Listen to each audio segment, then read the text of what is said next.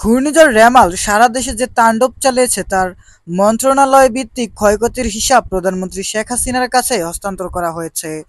বৃহস্পতিবার ১৩ জুন প্রধানমন্ত্রীর বাসভবন গণভবনে এটি হস্তান্তর করেন দুর্যোগ ব্যবস্থাপনা ও ত্রাণ প্রতিমন্ত্রী মহিবুর রহমান। গেল ২৬শে মে সারা দেশে আঘাত আনে রেমাল। এতে ৩,০৮৩,৮১৫ জন ক্ষতিগ্রস্ত হয়েছেন।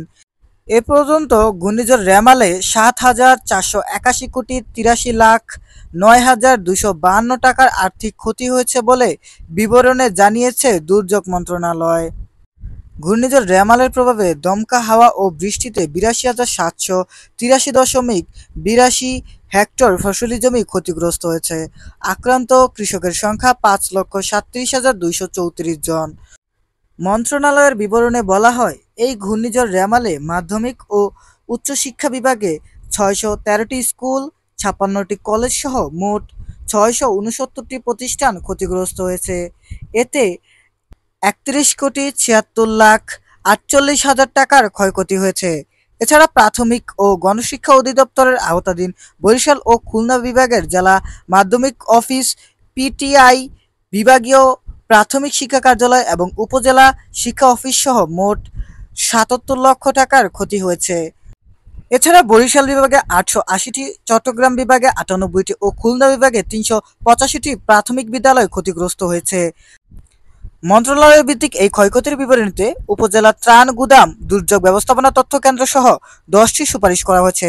এছাড়াও সুপারিশের মধ্যে রয়েছে গ্রামীণ রাস্তার ১৫ মিটার সেতু, কালভার্টের দৈর্ঘ্য ৩০ মিটার পর্যন্ত বৃদ্ধি করা যেতে পারে, পরিবেশ সুরক্ষায় প্রচলিত ইট ব্যবহার না করে ইউনিব্লক ভিত্তিক রাস্তা নির্মাণ এবং রাস্তার বর্তমান সংখ্যা বাড়িয়ে পরবর্তী বছরে ৫,০০০-এ উন্নীতকরণ, চলমান প্রকল্পের বাইরে আরও ১,০০০ সাইক্লোন সেন্টার ও ৫০০ বন্যা আশ্রয়কেন্দ্র নির্মাণ, বাংলাদেশের সব মুজিব কেল্লাকে পাকা অবকাঠামো রূপান্তর, খাদ্য উৎপাদন বৃদ্ধি, কৃষকদের সুরক্ষায় সারা দেশে শেখ হাসিনা কৃষক সেট নির্মাণ, হিউম্যানিটেরিয়ান স্টেজিং এরিয়া দ্রুত নির্মাণ, বজ্রপাত মোকাবেলায় পরিকল্পনা কমিশন বিবেচনাধীন ডিপিপি অনুমোদন ও ভূমিকম্প মোকাবেলার পর্যাপ্ত মালামাল ক্রয়ের অনুমোদন প্রদান, ২০৪১ সালের মধ্যে স্মার্ট সোনার বাংলাদেশ প্রতিষ্ঠার লক্ষ্যে সমন্বিত দুর্যোগ ব্যবস্থাপনা কাঠামো গড়ে তুলতে ফায়ার সার্ভিস ও আবহাওয়া অধিদপ্তরকে দুর্যোগ ব্যবস্থাপনা ও ত্রাণ মন্ত্রণালয়ের সঙ্গে অঙ্গীভূতকরণ।